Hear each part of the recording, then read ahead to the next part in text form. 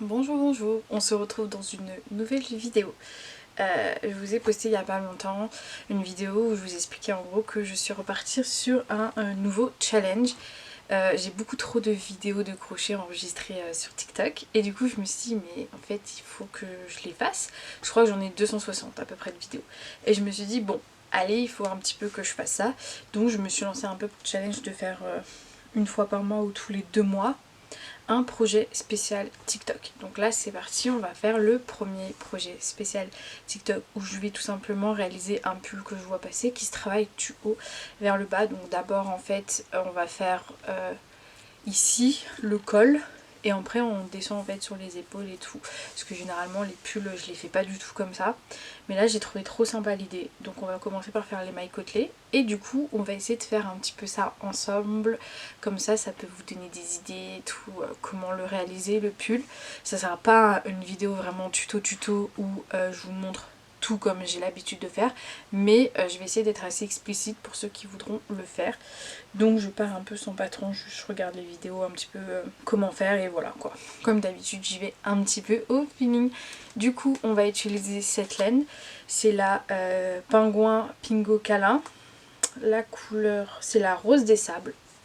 Voilà, donc j'espère que j'en aurai assez. Je l'ai trouvé quand j'étais en vacances en Auvergne. Je l'ai trouvé trop incroyable, il fallait trop que je l'utilise.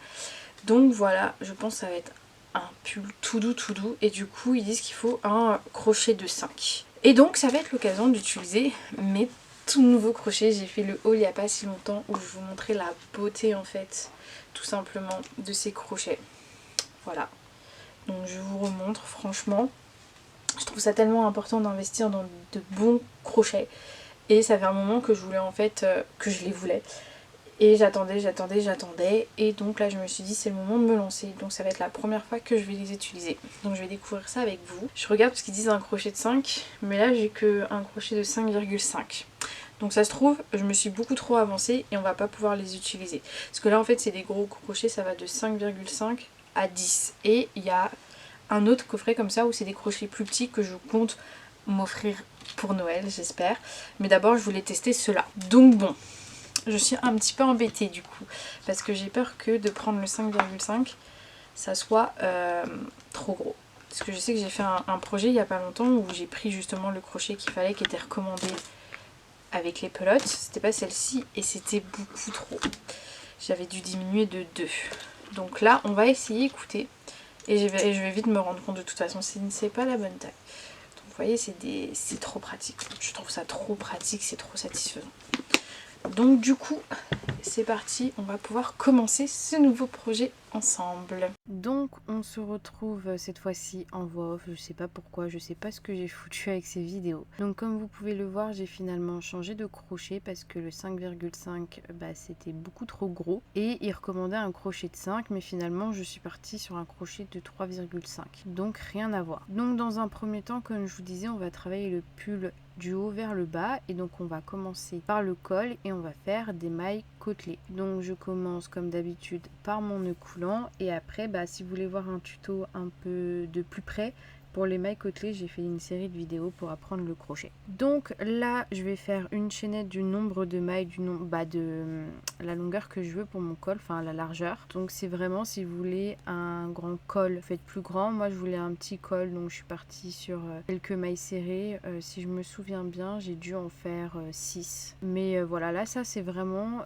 comme vous voulez. Et après tout simplement en fait je fais des mailles serrées donc dans la chaînette que je viens de faire. Une fois arrivé au bout, une maille en l'air, on tourne le projet et ensuite on va travailler en maille serrée, mais uniquement dans le brin arrière de la maille. Les mailles côtelées en fait ça se travaille dans le brin arrière de la maille, et à la fin de chaque rang en fait une maille en l'air, on tourne le projet, brin arrière, une maille en l'air, on tourne le projet, brin arrière, et on répète ça jusqu'à avoir en fait la longueur du col qu'on souhaite. Donc si vous voulez un col plutôt serré ou si vous voulez quelque chose de plutôt large, sachant que la laine ça va se détendre, donc faites pas trop grand, sinon vous allez vous retrouver avec vraiment un col qui est trop large. En fait juste, moi j'ai calculé qu'il fallait juste que la tête passe, et après c'était bon.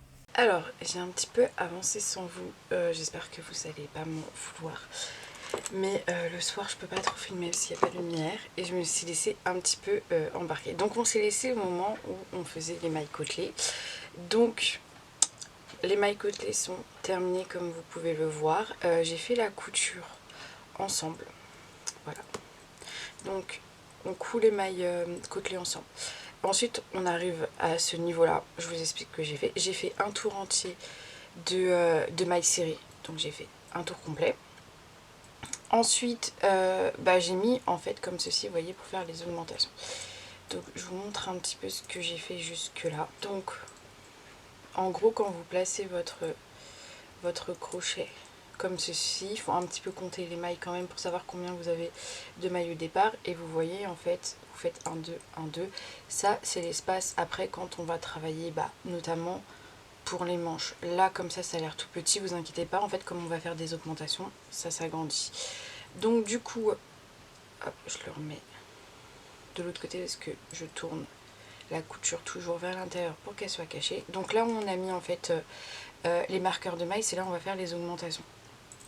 Et je travaille en bride. Donc je fais des brides. Et en fait quand j'arrive là où j'ai mis le marqueur, à l'intérieur de la maille du marqueur, je fais une bride, une maille en l'air, une bride. Je continue mes brides, une maille en l'air, une bride. Et quand j'arrive au tour d'après, du coup en fait, là où il y a le marqueur, je refais une bride, une maille en l'air, une bride. Et en fait, je sais pas si vous allez voir, ça commence un petit peu à faire comme ceci. Et plus en fait on va augmenter, plus ça va s'espacer comme ça. Et en fait, ça va faire la délimitation après pour les épaules et les bras. Donc vous voyez là, je suis vraiment au tout début. Ça a l'air tout petit comme ça, mais c'est vraiment extensif. Je me demande même si ça, je l'ai fait trop grand. Mais après, moi, j'aime pas quand ça sert trop. Enfin bref, donc imaginez comme ça. Vous voyez, en fait, ça va agrandir. Donc là, je suis vraiment qu'au début du projet. En plus, comme c'est une petite laine, ça avance pas très vite. Et du coup, voilà, je continue. Donc là, c'est ce que je vais continuer à faire. C'est des brides avec des augmentations jusqu'à arriver à peu près ici. Voilà. Pour qu'après, on parte pour les manches. Mais voilà, ça avance petit à petit. Donc on se retrouve pour la suite du tuto pour réaliser le pull rose. Donc, on en est à la... Je vais essayer de... qu'on voit dans le cadre. Là je pense que c'est bon. Pour rappel, en fait, le pull, donc on le construit du haut vers le bas. Ici nous avons pour faire les manches qui seront les manches. Et donc du coup, je vais le passer.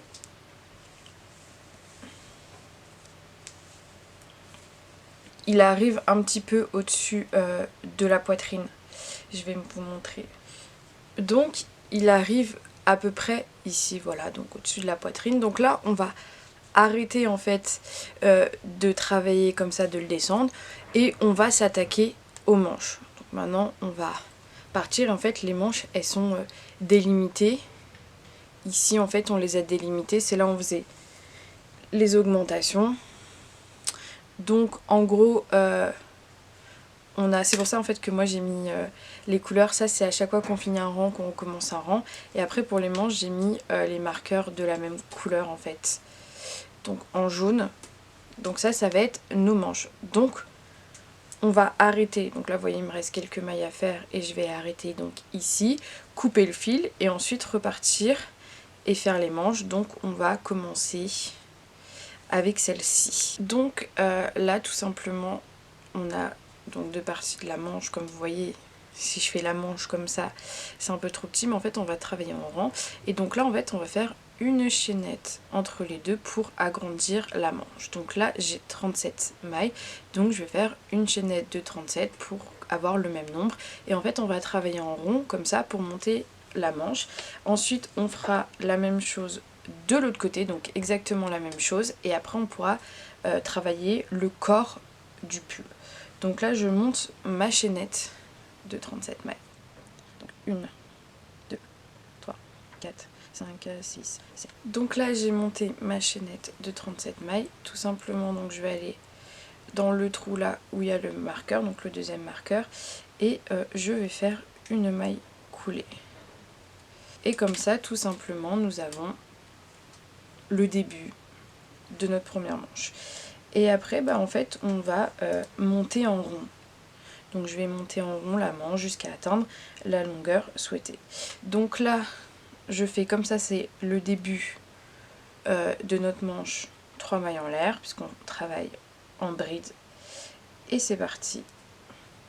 Et je fais donc des brides et je monte, je monte, je monte. Du coup là je peux enlever le marqueur et le mettre ici comme c'est le début de notre cercle, parce que c'est un cercle. Et là vous montez tout simplement jusqu'à avoir la longueur souhaitée. On arrive à la fin du rang, une maille coulée, 3 mailles en l'air, on retourne et en fait à chaque fin de rang, 3 mailles en l'air et on retourne. Et je vais du coup faire ça. Je ne suis vraiment mais vraiment pas studieuse. J'avais commencé à faire un petit peu un tuto. En gros, il y avait un pull sur TikTok, je voulais reproduire et tout, de travail du haut vers le bas. Et je voulais qu'on le fasse ensemble, donc j'ai commencé à faire les vidéos. D'ailleurs, c'est marrant, je vais vous faire le montage, vous allez voir le début de comment je le fais. Et boum, d'un coup, le truc est fini. Voilà, en fait, j'avais arrêté de filmer au moment de faire les manches. Et donc j'ai fait les manches, j'ai commencé après et c'était le moment en fait de faire le corps, on va dire. Et je me suis rendu compte en fait que j'aurais pas assez de pelotes. Voilà, donc du coup j'ai laissé un petit peu le projet de côté, il a fallu que je recommande les pelotes, donc il a fallu attendre que ça arrive. Et après j'ai complètement oublié en fait qu'il fallait que je filme le pull. Donc du coup le voici.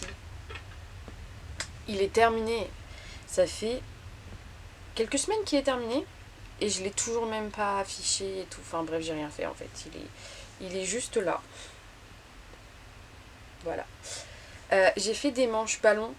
Je sais pas si on peut appeler ça des manches ballons, mais voilà, j'ai fait des manches ballons. Donc, je vais essayer de vous expliquer la suite. Là où on était arrêté, je crois bien, c'était au moment de faire les manches où je vous disais en gros, bah, vous montez vos manches, la longueur que vous souhaitez. Et soit vous voulez des manches larges, donc vous continuez, soit vous voulez des manches plus ajustées, et du coup il fallait faire une plus petite chaînette, ou alors vous pouvez rétrécir. Et moi je voulais faire un petit effet, donc ce petit effet là, je sais pas si vous voyez bien, je vais vous montrer mieux après. Et donc du coup moi j'ai fait des diminutions sur chaque rang jusqu'à avoir la longueur souhaitée. Après j'ai continué tout droit, ce qui fait que ça fait cet effet ici, et je voulais vraiment l'effet sur la moitié comme ça. Pour la suite du corps, donc en fait c'est simple, une fois que vous avez fait les manches, en fait vous avez un rond qui est déjà défini en fait, et il suffit juste en fait de faire des mailles, des tours, des tours, des tours. Moi j'avais fait ça vachement large, je vous avoue, parce que j'ai toujours l'impression que ça va être trop petit, donc je fais 10 fois trop gros, donc en fait j'ai diminué en dessous de la poitrine, donc en fait ça fait la poitrine, diminution, et après ça fait droit. Comme ça fait un petit effet bouffant aussi en haut, enfin bref, voilà.